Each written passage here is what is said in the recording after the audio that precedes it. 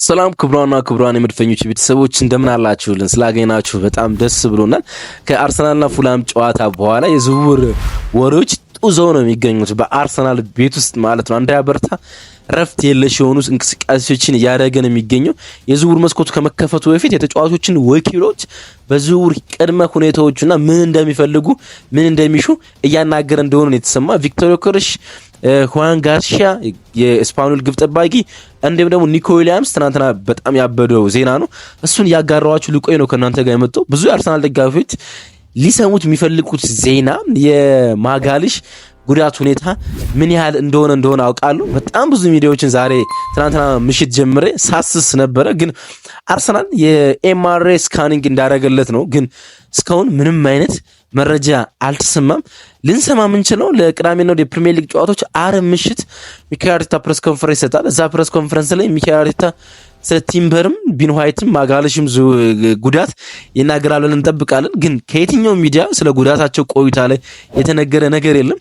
ትናንትና ምሽቱ በጣም ፈንድተው የወጡትን የዝውውር መረጃዎች ግን ላስቃኛችሁ እናንተ ጋር ተገኝቻለሁ ማለት ነው።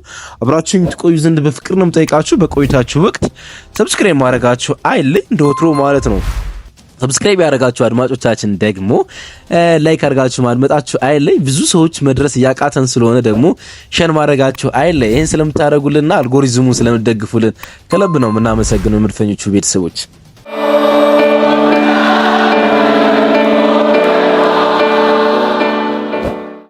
የእንግሊዝ ፕሪሚየር ሊግ የዝውውር መስኮት መቼ እንደሚከፈት በውል አልታወቀም። ምክንያቱም ብዙ ግራ መጋባቶች አሉ።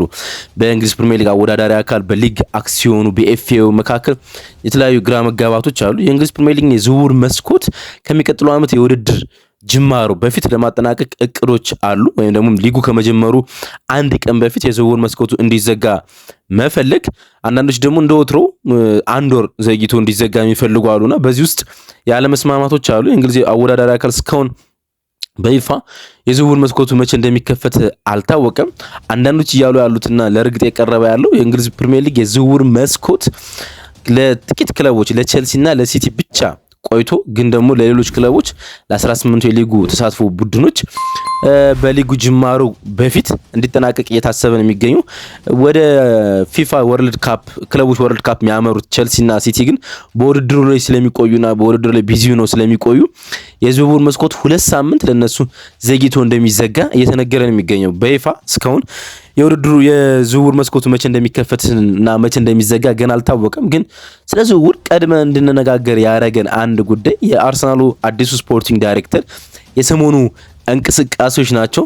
ታውቃላችሁ እንግዲህ ብዙ ሚዲያዎች ላይ ስለ ዝውውር እየተወራ ነው። እዚህ አርሰናል ኢንፎ ላይ ወደ እናንተ መጠን የምናወራቸው የዝውውር መረጃዎች በጣም ታማኝ ሆኑና ከትልልቅ ሚዲያዎች ብቻ እየተዘገቡ ሲሆኑ ነው እንጂ ፖንዲቶች ወይም ደግሞ የሆኑ ብሎጎች የጻፏቸውን ይዘን ወደ እናንተ አንመጣም። እንግዲህ አንድሪያ በርታ በጣም ቢዚ ዊክ እያሳለፈ ነው። እርግጥ ከ20 ቀናት በፊት ነው ለአርሰናል በይፋ ከመፈረሙ በፊት ስራ ጀምሯል የሚባለው። እንዲሁም ደግሞ ሮድ ማፕ ከሚካኤል አርቴታ ጋር ቁጭ ብሎ ስለሚቀጥለው የዝውውር መስኮታቸው በግልጽ ተነጋግረዋል የሚባለው ከ20 ቀናት በፊት ወይም ደግሞ ላለፉት 20 ቀናት ሲያወሩ ነበረ።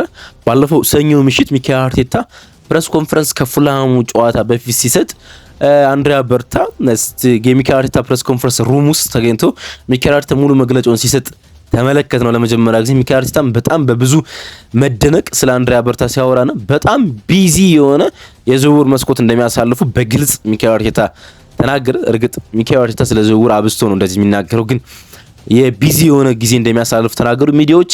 ከዛ በኋላ ወደ 5 ሊጠጋ የሚችል ዝውውሮችን አርሰናል ሊፈጽም እንደሚችል መዘገብ ቻሉ ማለት ነው። ከዛ በኋላ የፉላሙ ጨዋታ ሲከናወን ለመጀመሪያ ጊዜ አንድሪያ በርታ ስታዲየም ውስጥ ኤሚሬትስ ተመለከት ነው ከአርሰናል ቫይስ ቼር ቲም ሊውስ እና ከፉትቦል ስፖርቲንግ ዳይሬክተሩ ሪቻርድ ጋርሊክ መሀል ላይ ተቀምጦ ከሁለቱ መሀል ላይ ተቀምጦ አንድሪያ በርታ ለመጀመሪያ ጊዜ በኤሚሬትስ ተመለከት ነው ማለት ነው።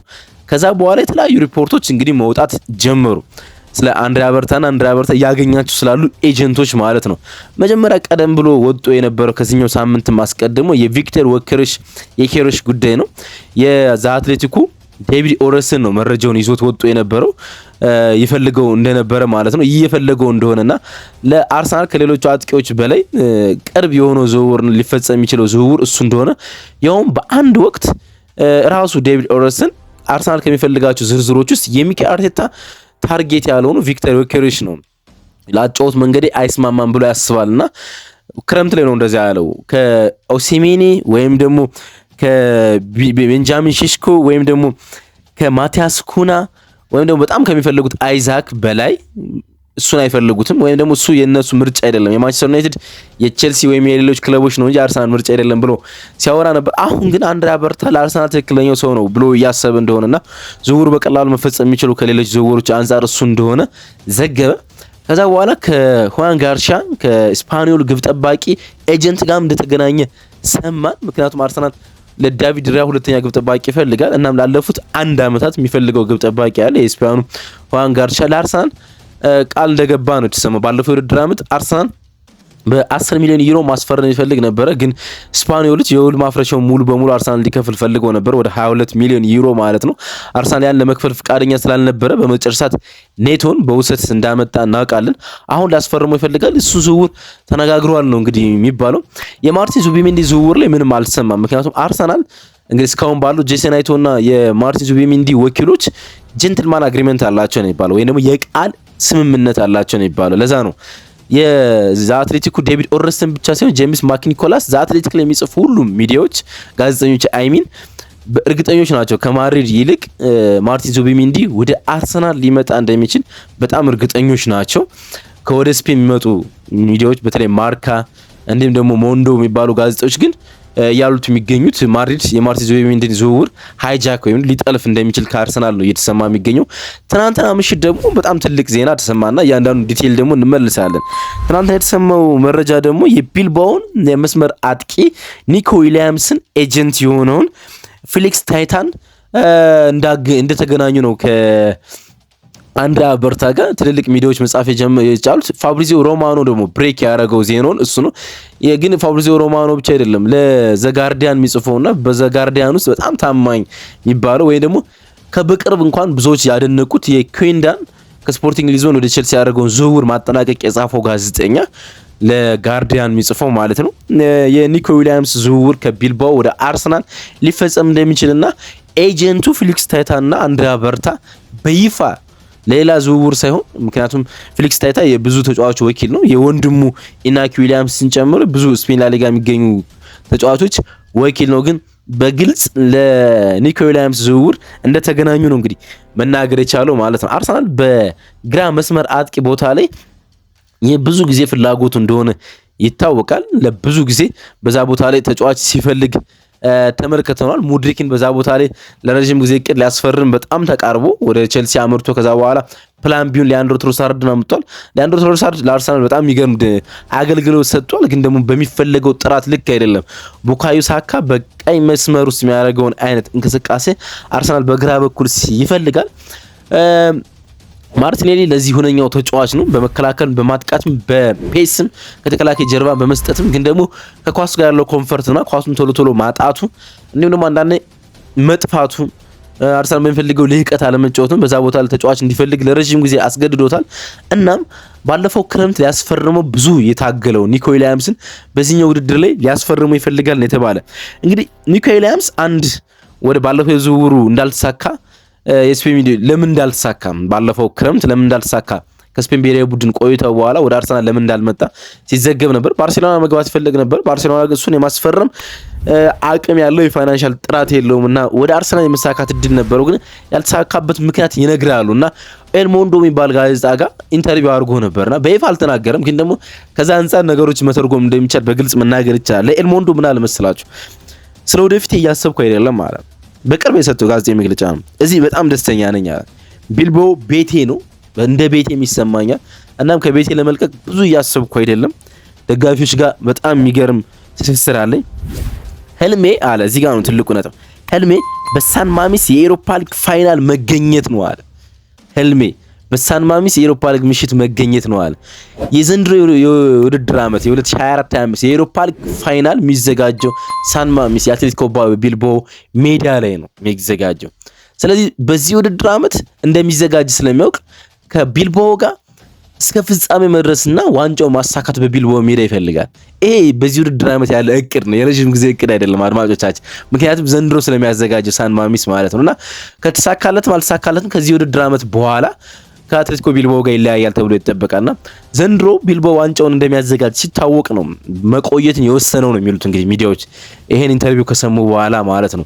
በሳን ማሚስ የአውሮፓ ሊግ ውድድር እንደሚዘጋጅ ከሰማ በኋላ በዛ መቆየትን እንደወሰነና የመጨረሻ ዕድል ለቢልባኦ ዋንጫ ሰጥቶ ለመውጣት እንዳቀደ ነው እንግዲህ የሚነገሩት። የውል ማፍረሻው የሚደፈር አይነት ነው። 58 ሚሊዮን ዩሮ ነው። ተጫዋቹ ጋር መስማማት የሚቻል ከሆነና የፊርማ ገንዘብ እንግዲህ የውል ማፍረሻቸው ትንሽ የሆኑ ተጫዋቾች የፊርማ ገንዘብ ይጠይቃሉና የፊርማ ገንዘብና ደሞዙ ላይ መስማማት የሚደረስ ከሆነ ሚሳካ የሚመስል ዝውውር ነው እንግዲህ የኒኮ ዊሊያምስ ዝውውር ማለት ነው። ትልቅ ፈተና አርሰናል ይጠብቀዋል ከፒኤስጂ እና ባርሴሎና ማለት ነው። ባርሴሎና ይፈልገዋል። አንደኛው ባርሴሎና የሚፈልገው ነገር ላሚን ያማል የቅርብ ጓደኛ ስለሆነ ለያሚን ያማል እሱን ወደ የብሔራዊ ቡድኑ ማጋሩ ስለሆነ እሱን ወደ ባርሳ ማምጣት ይፈልጋሉ ነው የሚባለው። ፒኤስጂ ተመሳሳይ እንትን ፕሮፋይል ያላቸው ተጫዋቾች አሉት፣ ግን በቀይ መስመር ላይ ከቫራስ ኪሊያን አስፈርመዋል። አሁን እሱን ደፍሮ ያስፈርማሉ የሚጠበቅ አይመስለኝም። ሙኒክ ሌላኛው ፈላጊ ነው ኒኮ ዊሊያምስ፣ ግን ሙኒክ ብዙ ተጫዋቾች መልቀቅ አለበት እሱን ለማስፈረም ማለት ነው። አርሰናል ትክክለኛው ክለብ ይመስላል እሱን ለማስፈረም እንዳልኳችሁ። የቪክተር ዮኬሬሽ ጉዳይም እንደዚሁ ከሰሞኑ እየተነጋገረ ያለ ነው።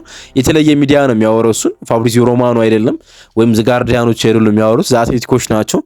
የቪክተር ዮኬሬሽ የውል ማፍረሻ ወደ 100 ሚሊዮን ዩሮ ይጠጋል። ግን ስፖርቲንግ ሊዝበን ይህንን የ100 ሚሊዮን ዩሮ የውል ማፍረሻ ከፍሎ ማምጣት የሚችል ክለብ እንዳለ አይሰማው። ምክንያቱም በገበያው ላይ ሌሎች አጥቂዎች አሉ 100 ሚሊዮን የሚያወጡና ሊከፈልላቸው የሚገባ ተብሎ የሚታሰበው አንደኛው አይዛክ ነው፣ ሁለተኛው ቪክተር ኦሲሚኔ ነው።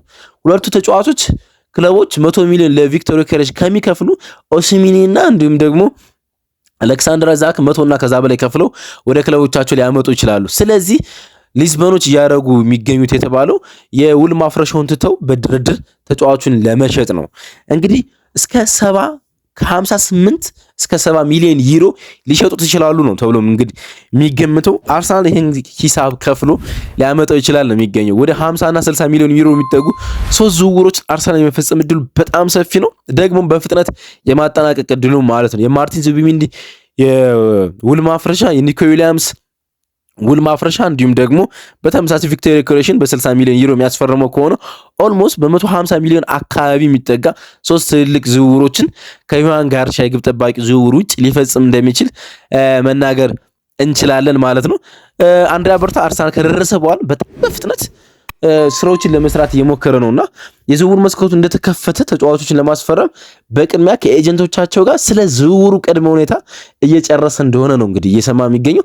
ትናንትና ምሽት የዜና ነው የወጣ እሱን ይዤላችሁ የመጡ አዲስ ዜና የሚወጣ ከሆነ አፕዴት የሚኖር ከሆነ ዳግም እንገናኝ ይሆናል ማለት ነው። አድማጮቻችን አብራችሁን ስለቆያችሁና ስላዳመጣችሁን ደግሞ ከልብ እናመሰግናለን። መልካም ቀን እንላችሁ።